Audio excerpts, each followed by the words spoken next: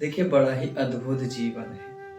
यही जीवन है, पथिक जो बांट कर खाए उसे इंसान कहते हैं। किसी के काम जो आए उसे इंसान कहते हैं। मनुष्य शरीर हमको इसीलिए मिला है, परोपकार अभिभूत। परोपकार करें।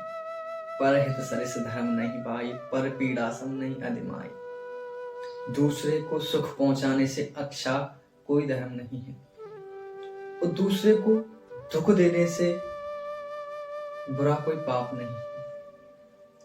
व्यास जी यही चीज कहते हैं कि अष्टादश पुराणेषु व्यासस्य वचनद्वयम् परोपकार पुण्याय पापाय परपीडनम्।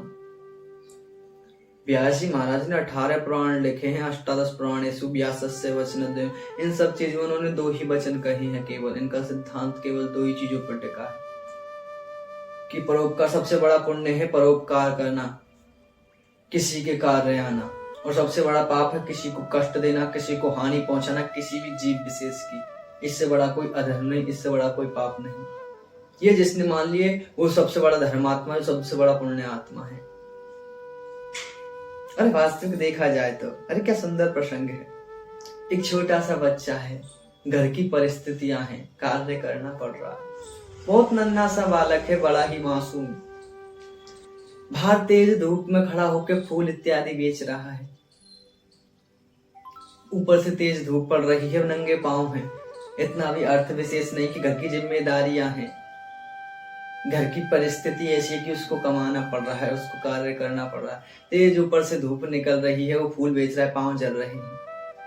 इतने में किसी व्यक्ति ने देखा, किसी धर्मात्मा पुरुष ने देखा, उसके हृदय में दया आ गई। उसने सोचा कि इसको कुछ पहनने के लिए कुछ चप्पल विशेष कुछ दे दिया जाए, इसको जूता वगैरह कुछ पहना दिया जाए।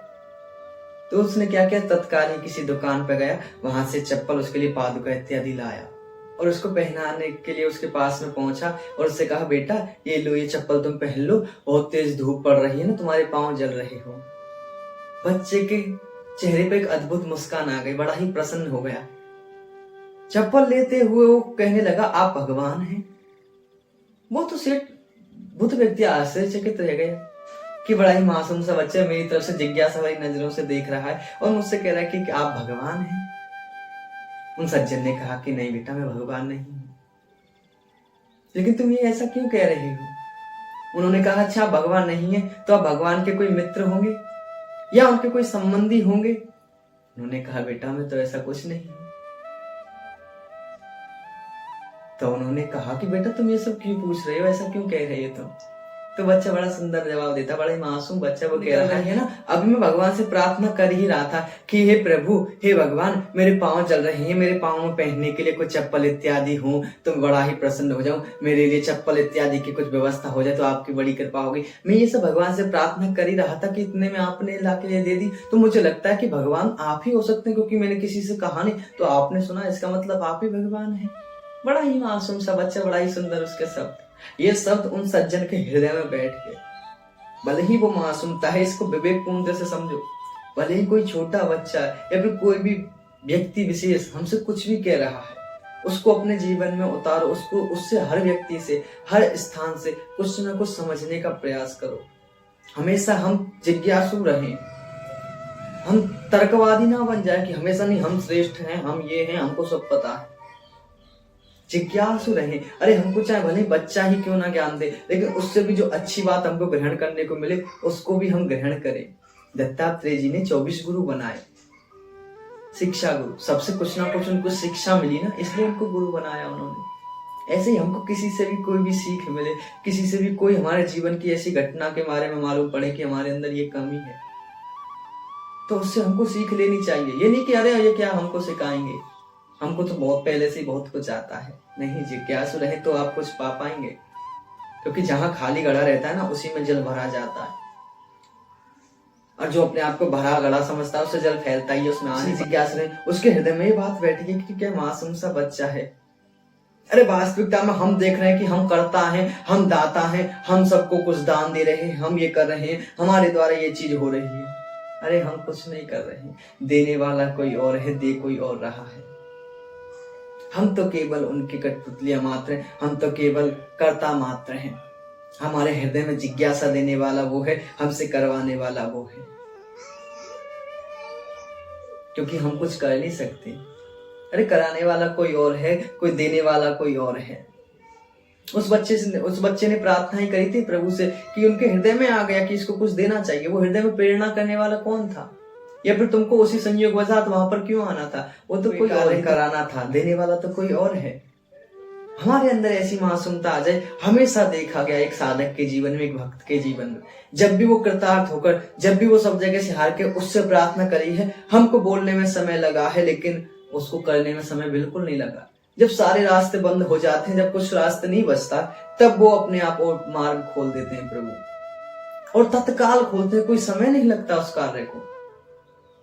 तो वही कह रहा है कि मैंने तो किसी से कहा नहीं, मैं तो भगवान से प्रार्थना कर रहा था, आपने मुझे पादुका दी है, आपने मुझे चप्पल इत्यादि दी है पाँव में पहनने के लिए, तो आप भगवान ही होंगे, क्योंकि मेरे को तो पता नहीं, क्योंकि भगवान के अलावा तो मैंने किसी से मांगा ही नहीं। उस सज्जन के नेत्र में आंसू आ गए, उसको अपने जीवन का एक बहुत बड़ी सीख मिली, तभी से उसका भी जीवन परिवर्तित हो गया और उस बच्चे का भी भगवान पर दृढ़ विश्वास हो गया। तो कोई ना कोई घटना हमारे जीवन को, किसी व्यक्ति की एक बात हमारे जीवन को परिवर्तित कर देती है, बस हम सुनने के जिज्ञासु हों। किसी की एक बात भी हमारे कान में पड़ी ना, हमारा जीवन परिवर्तित हो जाता है, लेकिन उसको हम सही तरह से समझ पाए, जिज्ञासु होकर समझ पाए, तो हमारे जीवन में कुछ होता रहेगा, तो हमारा जीवन परिवर्तित होगा। नहीं तो देखो, ब्रह्म ज्ञान किसी से भी पूछ लो, आत्मज्ञान किसी से भी पूछ लो, अपने कल्याण का मार्ग किसी से भी पूछ लो, सब बता देंगे। सब में अपने अपने अनुसार, सब में अपने अपने अनुसार ज्ञान है, हर कोई जानता है, ये चीज सबको ही पता है कि क्या लेके आए हैं और क्या ही लेके जाएंगे हम। ना कोई लेके आता, ना कोई लेके जाएगा, सबको पता है, सब ये ज्ञान दे देंगे तुमको। लेकिन कहने से श्रेष्ठता है अपने जीवन में उतारना उसको। इसलिए अगर हम जिज्ञासु रहे तो किसी की एक वार्ता, कोई घटना हमारे जीवन को परिवर्तित कर देगी। तो तभी से उस बच्चे का भी और उस सज्जन का भी जीवन परिवर्तित हो गया। बच्चे का तो भगवान में दृढ़ विश्वास होगा ही, सज्जन ने भी देख लिया कि देखो देने वाला कोई और है, दे कोई और ही रहा है। अरे दो ही सिद्धांत है यहाँ पे या तो तुम दे के जाओ या छोड़ के जाओ, ले जाने का तो कोई संबंध है ही नहीं। दो ही व्यवस्था है संसार की, इत्यादि संचय किया है, यहाँ पे दो ही कार्य हैं, बस इस संसार के दो ही कार्य हैं, या तो तुम यहाँ पर दे के जाओ या फिर यहाँ पर छोड़ के जाओ, ले जाने की कोई व्यवस्था नहीं है। तुम दे के जाओगे तो बहुत अच्छी बात है, नहीं भी दे के जाओगे तो तुमसे जबरदस्ती छीन लिया जाएगा, तुम्हारी बस नहीं चल पाएगी वहां पर। इसलिए श्रेष्ठता यही कि हम दे के चले जाएं। नहीं दे के जाओगे तो छोड़ के तो तुम्हें अवश्य ही जाना होगा। बाकी अपनी अपनी मति अनुसार, जिसके पास जैसा विवेक है वो अपने अनुसार कुशल पूर्वक कार्य करे। लेकिन एक बात हम हमेशा अपने हृदय में विराजमान कर ले कि हमारे द्वारा किसी भी जीव का पोषण हो रहा है, हम किसी के कार्य आ रहे हैं, तो हमको ये ना लगे हम कर रहे हैं। अरे हमसे देखो करवा कोई और रहा है, करने वाला कोई और है। ना हमारे पास हमारा कुछ है और ना ही हम में इतनी सामर्थ्य है। नहीं तो देखो लोगों के पास बहुत सी धन संपदा है, लेकिन क्या कभी तुमने देखा है कुछ अर्थ धर्म कार्यों में खर्च कर सके? और मैंने तो यहाँ तक देखा है जिसके पास जितना ज्यादा धन होता है उतना ही वो माया में लिप्त होता है, उतना ही वो धन से ममत्व रखते हैं। जिसके पास जितना अधिक धन मैंने देखा है वो सबसे ज्यादा माया में लिप्त रहते हैं, उसी के पीछे उनका जीवन भर निकल जाता है, उसी को संचय करने में।